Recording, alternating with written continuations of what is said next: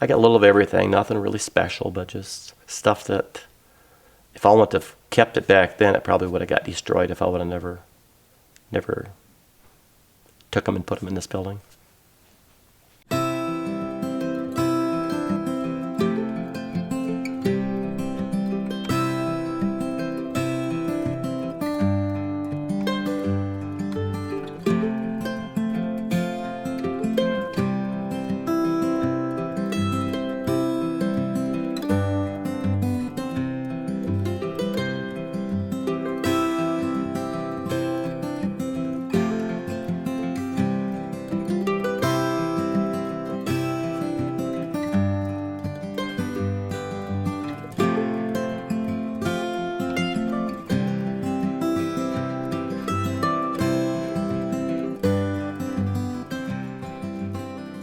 My name is Harlan Rohner. I'm in Wilmer, Minnesota.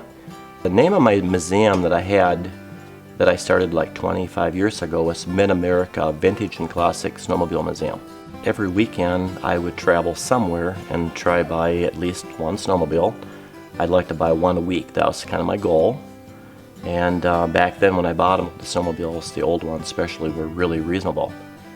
And you could buy them anywhere between $25 and $100. I ended up going to Red Lake Falls one particular day, bought a couple snowmobiles from a fellow named Ronald, which later on turned out to be a good friend. His regular job, he picked up milk cans from the farm places. By doing that, he knew everybody, and so what I'd do is I'd just ride with him, and he rode with me, and we drove around.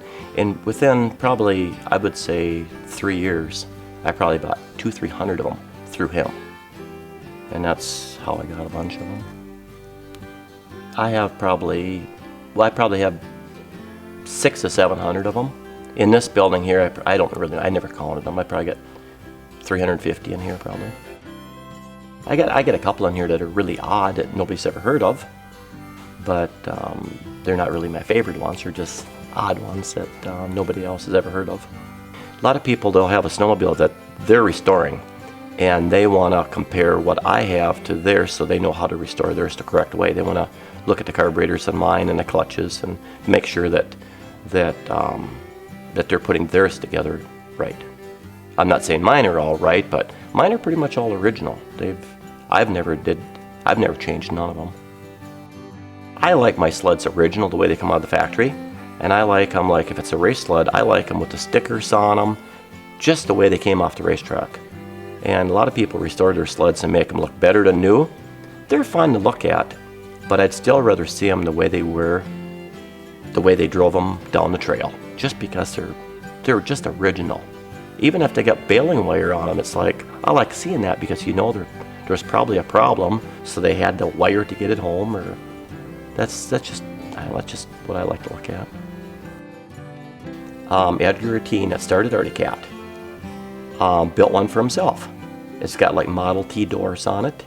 It's got a cab, and it's the only one ever built. And that's the only one I'm actually going to fix up that I can think of right now. That's quite the story on that one, how I got that one. I was up in northern Minnesota, and I heard this one guy told me that this really rare Arctic Cat was at this farm site. And so I went up and looked at it, and a little story behind it, that it belonged to the owner of the Arctic Cat factory. It was built for him, and I thought, God, I'd love to have that one. And he gave me a price on it, what he wanted for it, and his phone number, and I went home that night. And I called him up, and I said, I'll take the snowmobile. And he said, the Arctic Cat factory is also going to come and get it. So if you can beat them here, I'll sell it to you. It doesn't matter, he says, where it goes, he says. So I told him, I said, well, I'll take it, and I'll try be there before them. So I took we have a flatbed with haul cars. I jumped in as soon as I got done talking to the guy. I thought, I'm driving back down there again. I got there that night, slept in the vehicle. I got out, and I walked around, and I looked at it, and finally he got up. I don't know what time that was. And I paid him for the snowmobile, and I started winching it on the flatbed. I took out of his driveway. I got down the road about half a mile, maybe a mile at the most, and I met a black Ford flatbed heading towards his place, and it said Arctic Cat on it.